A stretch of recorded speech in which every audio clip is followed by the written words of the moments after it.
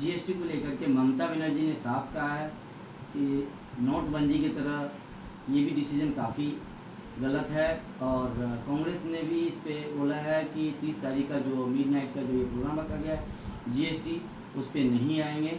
और ये पीएल पुनिया ने इस पे बोला है कि जिस ढंग का इवेंट किया जा रहा है जीएसटी को लेकर के ये व्यवसायी वर्ग का है, इस पे इस ढंग से तामझाम करने की कोई ज़रूरी नहीं कि हम 12 बजे रात में घंटा बजाएं और इसके लिए इतनी तामझाम करें, ये सही नहीं है। ठीक से जीएसटी देश का सबसे बड़ा आज तक का टैक्सेशन रिफॉर्म है। अगर आप समझना चाहें तो ये जान लीजिए कि पॉलिटिकल इंटीग्रेशन तो देश का हो चुका था, लेकिन इकोनॉमिक इंटीग्रेशन का इंतज़ार था। आपको पता है कैसे जो व्यापारी हैं उनको विभिन्न तरह के टैक्स केंद्र सरकार को देने पड़ते हैं और विभिन्न तरह के टैक्स राज्य सरकार को देने पड़ते हैं। तो इन सारे टैक्सेशन सिस्टम को एक यूनिफॉर्मिटी देने की आवश्यकता थी और इसलिए जीएसटी आया। सभी पार्टी को साथ में लेके सभी राज्य और यूनियन टेरिटरी के मुख्यमंत्री और बाकी रिप्रेजेंटेटिव्स को साथ में लेके जीएसटी बिल बनी। अब जीएसटी रोल आउट होने वाला है। जिन लोगों को ऑब्जेक्शन है उन्हें जवाब देना पड़ेगा कि कंसेंसस इवॉल्व हो जाने के बाद वो क्यों इस तरह का रवैया कर रहे हैं।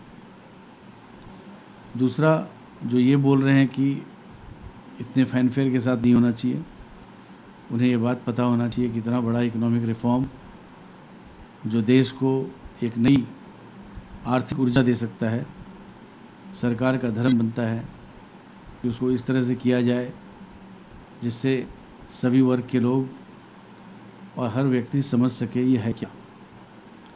तो निश्चित ही ये उद्देश्य पूरा होगा और इस पर किसी को ऑब्जेक्शन नहीं होना चाहिए।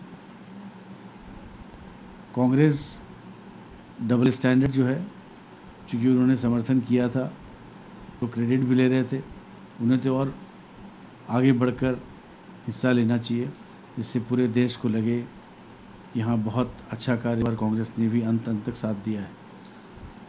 तो कांग्रेस जाने उन्हें क्या करना है, लेकिन हम तो इस पर आगे बढ़ेंगे।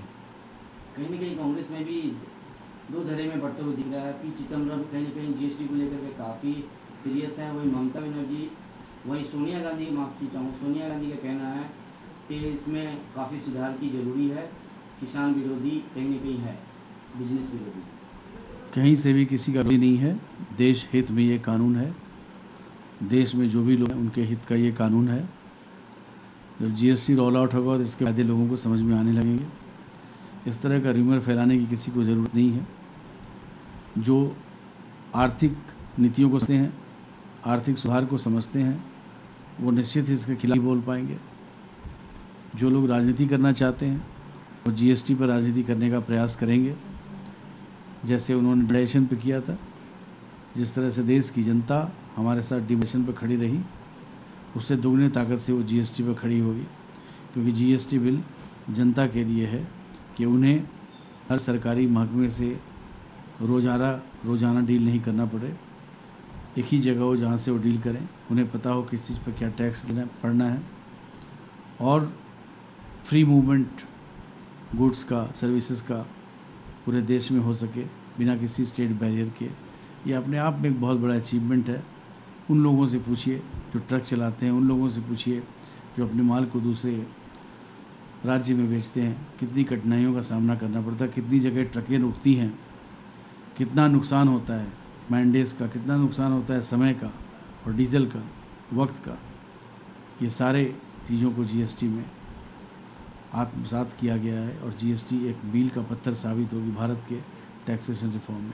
कहीं ना कहीं जीएसटी को लेकर के जिस ढंग से दो बड़ी पार्टी विरोध कर रही है, क्या इसमें भी उनकी राजनीतिक फायदे के लिए विरोध हो रहा है?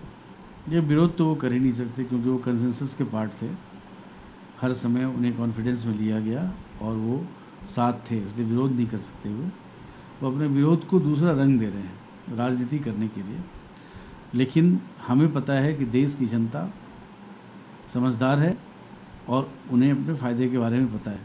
ये देश की जनता के फ़ायदे के लिए बिल है और ये जो डिसीजन है इससे जनता को बहुत फ़ायदा होगा। आप आने दीजिए, उसके बाद देखिएगा कि पूरे इकोनॉमिक सिस्टम में एक नई ऊर्जा का संचार होगा।